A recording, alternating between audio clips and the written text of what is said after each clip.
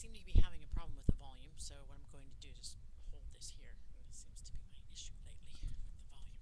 Okay, so Rachel is going to put the argument in this way. He's going to, basically what he's doing is, this is not his argument, but he's going to sketch out the argument. And this is something you need to become good at, is being able to sketch an argument and figure out exactly what the other person is saying. And that's part of philosophy, is I need to be able to hear what you say.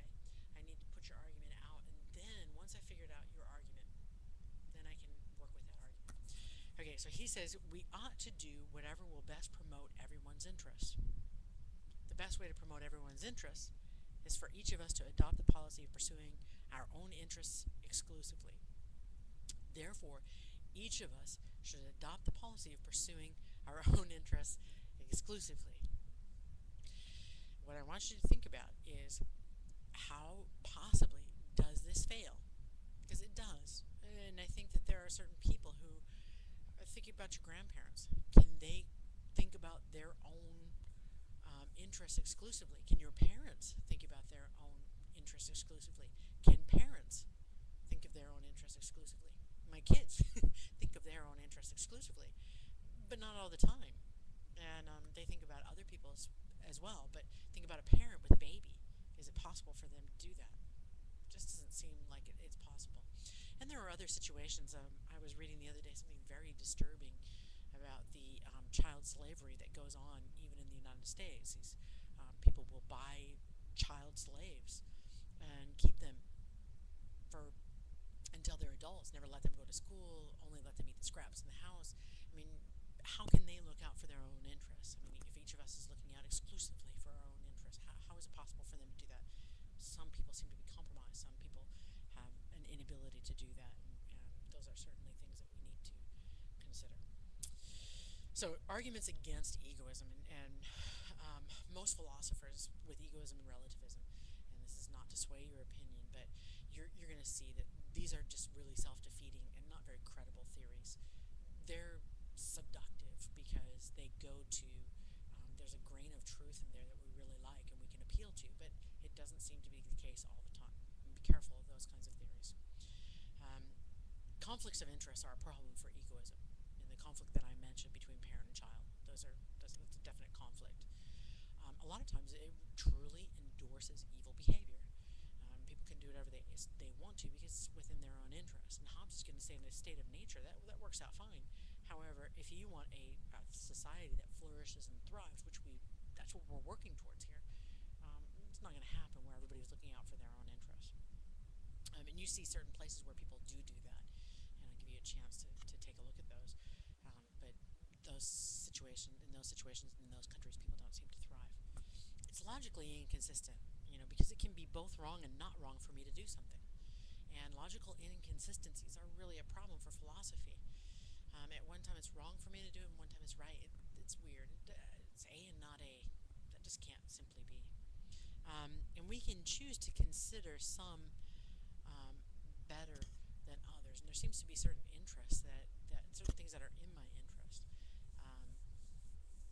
I could say that I can smoke, and for those people who smoke, I'm not saying that I'm banning your right or anything. I'm not a smoker, and I really detest the idea right now of banning smoking, making people hovel in stairwells. And I think it's really based on a preference that people have that other people don't smoke because they find it offensive. I find corn tortillas burning on a griddle offensive as well. So should we ban corn tortillas? But there are certain things that in smoking people say, well, it's in my best interest. Why? Because then I don't have, I don't feel anxious and it calms me down. But in the long run, it's not necessarily in my best interest, and those are interesting because I want to smoke, but at the same time I recognize that long term it's bad for my health, and so those are things that we have to consider. Okay, so there are some beneficial insights of egoism, though. It's not entirely bad. There are certainly some things that we can think about.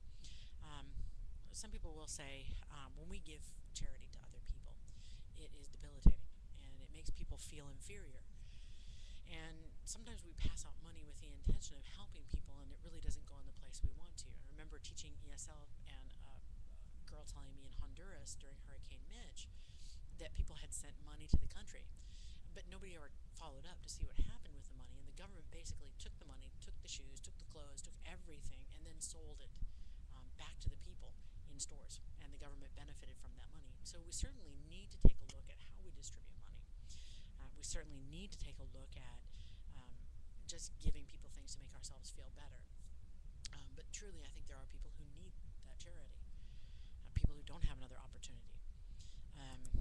And there are certainly issues of equality. When we give people things, they certainly are under our control. How do I repay somebody when they give something to me? And that creates an issue of inequality, of inferior and superior. And we do have a collective and an individual morality that we really need to take a look at. We don't want people to think of themselves as just part of a group. And utilitarianism is one of those issues where we think of ourselves as a group, and we no longer take responsibility for our actions. And we simply say, well, I'm just doing it for the greater good. Yeah. And sometimes I don't want to take responsibility for myself. There are problems, though. What about those people who are unable to care for themselves? And at the heart of morality, we do believe that we have a duty to others, and to the weaker or more compromised members of our society. And now we live in an age where we feel the government should be responsible for that. And I really have mixed feelings about that, because I think the more we have to give out in taxes, the less we feel compelled to do things for other people from our pocket. And really, charity is one of those issues that we do feel is at the heart of morality.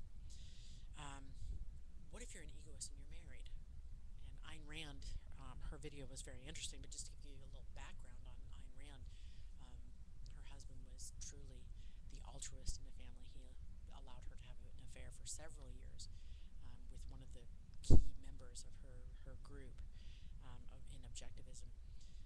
But how do you have a marriage with an egoist?